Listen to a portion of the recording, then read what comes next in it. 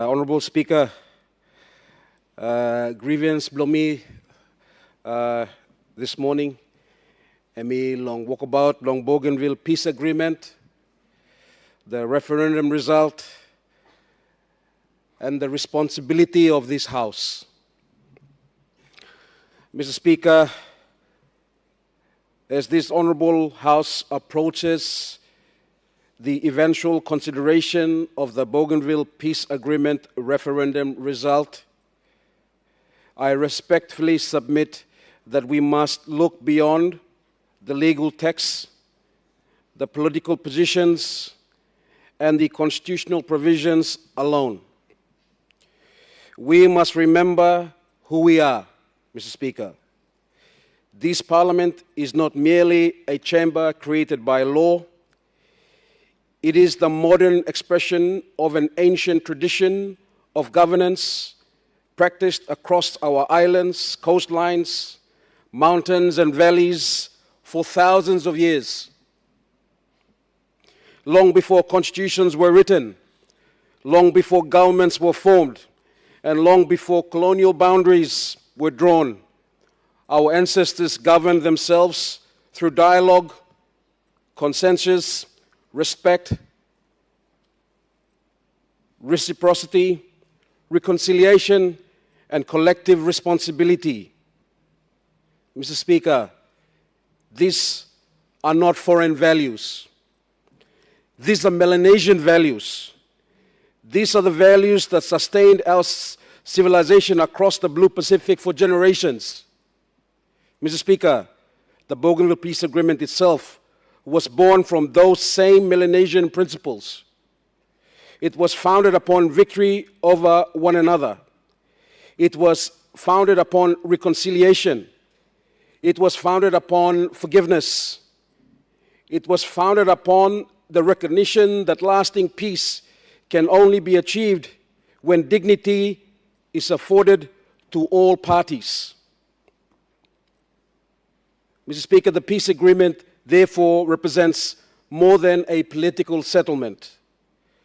It represents a sacred covenant between the people of Bougainville and the people of Papua New Guinea. A covenant forged in sacrifice. A covenant forged in sorrow. A covenant in the shared determination that future generations would never again experience the pain of conflict. Mr. Speaker, as leaders, we are entrusted with the future of our nation. We must now ask ourselves foundational questions. When that referendum result is brought in by our good Minister for Bougainville Affairs, we must ask ourselves, what does yes look like? And equally important, what does no look like? Because neither answer exists in isolation. Both answers carry responsibilities. Both answers carry consequences. Both answers must be understood through the spirit of our Melanesian identity as ancient people of the Blue Pacific. Mr. Speaker, if this Parliament ultimately says yes, then yes must not be understood as breaking apart of a family. In the Melanesian culture, family remains regardless of distance, status, or circumstances. A yes decision must therefore be understood as the transformation of a relationship, not the destruction of one. Yes must mean that Papua New Guinea and Bougainville continue forward as close neighbors, partners, and relatives, bound together by history, culture, faith, bloodlines, and mutual respect and interest. Yes means that the future generation inherit peace, certainty, and dignity. Yes must mean a carefully negotiated transition founded upon cooperation rather than confrontation. Yes must mean that while political structures may evolve, the Melanesian relationship between our peoples remains permanent. Mr. Speaker, Likewise, if this Parliament ultimately says no, then no cannot simply mean rejection. No cannot simply mean dismissal. No cannot simply mean that the aspiration expressed by the people through the 97.7 had been heard but set aside. That would not be consistent with the Melanesian values, Mr. Speaker. A Melanesian no must carry responsibility. A Melanesian no must be accompanied by an alternative political pathway. A Melanesian no must offer a future that is greater, deeper, and more meaningful than the present arrangements.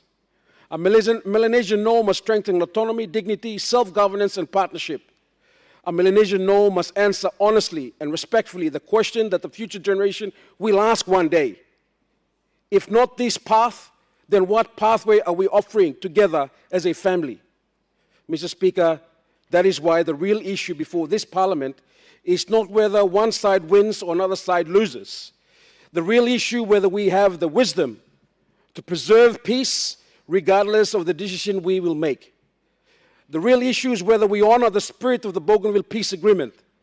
The real issue is whether we continue to build a future based on trust rather than uncertainty. Mr. Speaker, our ancestors taught us that when families face difficult questions, they do not abandon one another. They gather, they listen, they speak honestly, they seek consensus, and they leave future generations stronger than they found them. That must be the spirit that guides this Parliament. Whether the answer is yes or whether the answer is no, the responsibility of this House remains the same. To preserve peace, to protect dignity, to honor the commitments, to respect democratic expression, to safeguard constitutional integrity, and above all, to strengthen the enduring Melanesian relationship that binds Bougainville and Papua New Guinea as one family of the Blue Pacific. History will not remember merely the decisions this Parliament makes. History will remember the spirit in which that decision was made.